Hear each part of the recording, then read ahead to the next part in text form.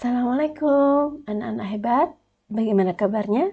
Semoga selalu sehat, ceria, dan semangat belajar. Kembali lagi di channel Ibu Fauzia Rahmawati. Kali ini kita akan belajar tentang tematik kelas 3, tema 2, subtema 1 yang membahas manfaat tumbuhan bagi kehidupan manusia. Sudah siap kan? Stay tune terus ya.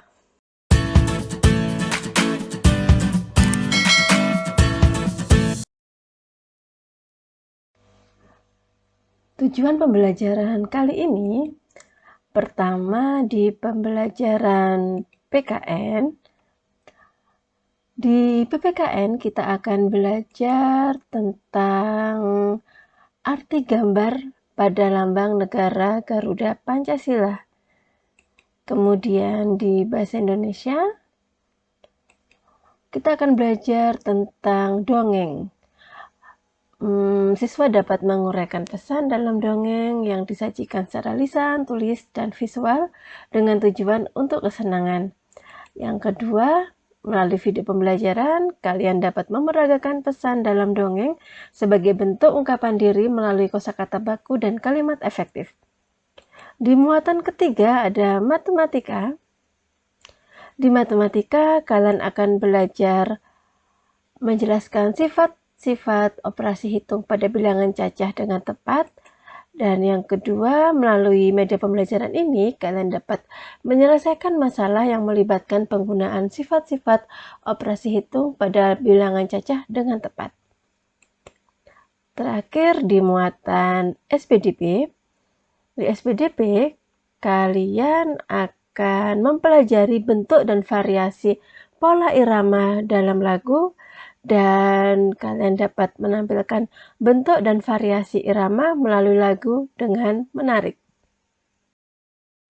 Pertama, kita bahas bahasa Indonesia, yaitu tentang dongeng. Dongeng memiliki beberapa jenis. Yang pertama ada mite. Mite itu dongeng dengan latar belakang sejarah yang mengandung hal-hal ajaib dan dianggap suci. Kemudian ada legenda. Legenda itu dongeng yang mengenai peristiwa sejarah suatu nama tempat atau asal-usul daerah. Dan yang ketiga ada parabel. Parabel yaitu dongeng yang menggunakan perumpamaan untuk menyampaikan pesan moral.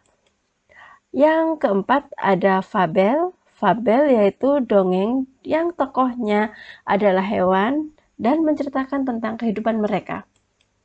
Dan yang kelima ada hikayat.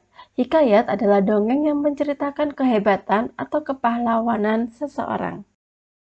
Setelah jenis-jenis dongeng, kita akan belajar tentang unsur-unsur dalam dongeng.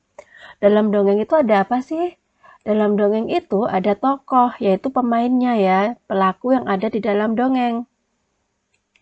Kemudian ada latar. Latar itu ada tempat, waktu, atau suasana dalam dongeng. Misalnya pagi, siang, sore, malam. Kayak gitu. Atau tempatnya di kota mana, di istana mana. Dan yang ketiga ada watak tokoh. Watak atau karakter atau sifat tokoh dalam dongeng. Misalkan pemberani, penakut, jujur, tidak sombong, kayak gitu ya. Terus ada pesan. Pesan itu aman atau amanah ya. Yang berisi sesuatu yang ingin disampaikan penulis dongeng kepada pembaca. Kemudian ada alur. Alur ini ada rangkaian peristiwa dalam dongeng. Selanjutnya, bagaimana sih cara mengenali karakter tokoh dalam dongeng? Biasanya akan ada pertanyaan, bagaimana karakter tokoh Cinderella pada cerita di atas? Nah, semacam itu. Cara mengetahuinya gimana? Cara mengetahuinya bisa dengan yang pertama, biasanya disampaikan secara langsung oleh pembuat dongeng, oleh penulis dongeng ya. Jadi biasanya sudah langsung diperlihatkan di bacaan. Atau bisa juga melalui percakapan antar tokoh. Dan yang ketiga, bisa juga disampaikan oleh tokoh lain. Kemudian bisa juga dengan cara pendapat tokoh lain. Setelah belajar mencari karakter tokoh, kita sekarang belajar menemukan pesan dari teks dongeng. Nah, Dongeng itu biasanya berisi pesan yang ingin disampaikan oleh pengarang kepada pembaca. Kalau di soal itu kalimatnya bisa seperti ini. Apa amanah dari dongeng di atas? Apa pesan yang kamu dapat dari cerita di atas? Seperti itu. Cara mencarinya bagaimana?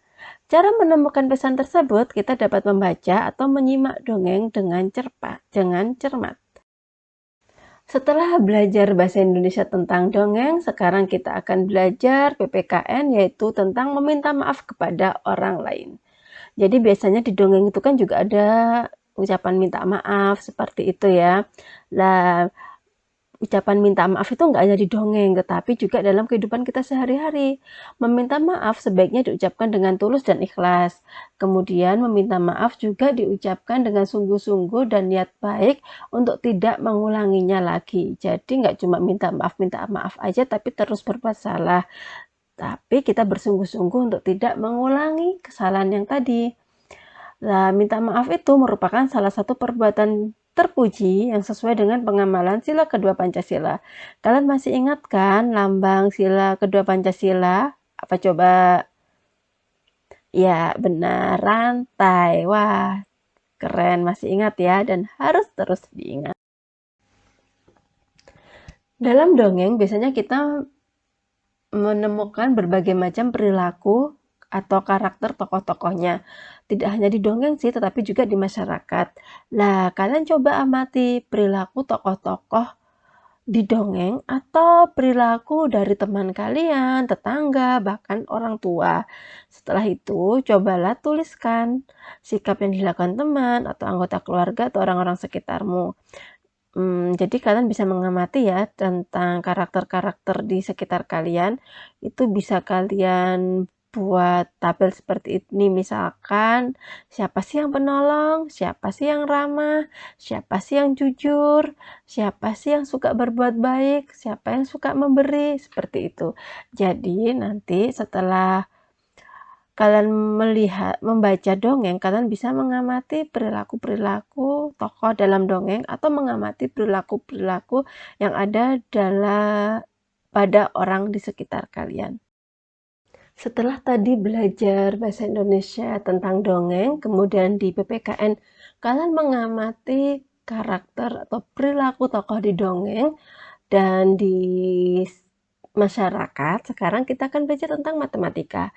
Di matematika, kita akan belajar tentang sifat pertukaran komutatif pada penjumlahan. Lah, dalam operasi hitung penjumlahan bilangan cacah itu berlaku sifat komutatif. Sifat komutatif bisa juga disebut sifat pertukaran. Seperti apa sih sifat komutatif itu? Sifat komutatif itu seperti ini. Misalkan nih ya, A ditambah B sama dengan B tambah A. Lah, A dan B ini bilangan cacah. Bilangan cacah itu mulai dari 0, 1, 2, 3, dan seterusnya. Jadi misalkan 0 ditambah 1 sama dengan 1 tambah 0, atau 3 tambah 5 sama dengan 5 tambah 3. Seperti itu ya. Contohnya seperti ini. Menggunakan sifat pertukaran pada penjumlahan. Ini soalnya ya. Rasti melihat ada 2 keranjang berisi bunga mawar. Keranjang pertama berisi 154 bunga mawar. Keranjang kedua berisi 138 bunga mawar. Di bunga mawarnya yang pertama tadi 154 dan yang kedua 138. Nah, jika posisi itu dipindah seperti ini, 138 ditambah 154, jadi posisinya dipindah ya, angkanya dipindah. Hasilnya sama kan? Nah, ternyata 154 ditambah 138 itu sama dengan 138 ditambah 154. Jadi sama aja. Paham kan? Mudah sekali kan? Selanjutnya di muatan SBDP. Di SBDP kita akan belajar tentang pola irama dalam bunyi benda. Pola bunyi yang berulang akan membentuk pola irama. Pola irama dari berbagai bunyi juga dapat digabungkan menjadi musik. Lah, misalkan kalian memukul bagian bawah ember atau galon ya, kan bunyinya duk duk duk duk. Pola bunyi yang berulang duk duk duk duk tadi itu membentuk pola irama. Terus misalkan kalian itu ada yang mukul ember, ada yang mukul meja, ada yang mukul tembok, ada yang tepuk tangan lah. Pola irama dari berbagai bunyi tadi itu kalau digabungkan akan menjadi musik. Mengerti ya bedanya? Setelah belajar pola irama, kita akan belajar tentang irama dan nada dalam lagu anak. Jadi di dalam lagu itu ada yang bunyi tinggi dan ada yang bunyinya rendah. Lah, bunyi tinggi dan bunyi rendah ini disebut nada. Nada-nada ini akan dirangkai menjadi melodi. Melodi adalah rangkaian nada, bisa seperti itu ya. Terus, melodi yang indah akan membentuk sebuah lagu. Nada pun dapat disusun menjadi tangga nada. Tangga nada itu kayak gini nih. Lah, ini tangga nada do re mi fa sol la si do. Kayak itu ada gambarnya ini namanya tangga nada. Jadi kalian coba bedakan ya, apa sih bedanya pola irama, dan terus nada, melodi, dan tangga nada. Paham kan? Kalau masih bingung bisa memutar video ini lagi. Oke, demikian pembelajaran kali ini. Terima kasih telah menyimak mulai awal sampai akhir. Semoga bermanfaat. Jangan lupa like, subscribe, dan komen. Oh iya, nyalakan juga loncengnya ya. See you. Sampai ketemu di pertemuan selanjutnya. Semoga sehat selalu. Wassalamualaikum warahmatullahi wabarakatuh.